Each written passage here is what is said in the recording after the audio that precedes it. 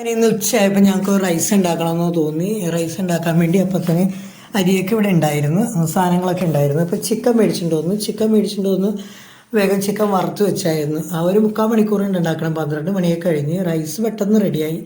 Chicken വറുത്ത് ഇച്ചുകൂട്ടനും അച്ചച്ചനും അതുകൂട്ടി കഴിച്ചായിരുന്നു. രാവിലത്തെ പരിപാടി എന്ന് പറഞ്ഞാൽ രാവിലെ ഞങ്ങൾക്ക് ഒന്ന് മെഡിക്കൽ കോളേജിൽ പോകണമായിരുന്നു, കളമശ്ശേരിയിൽ.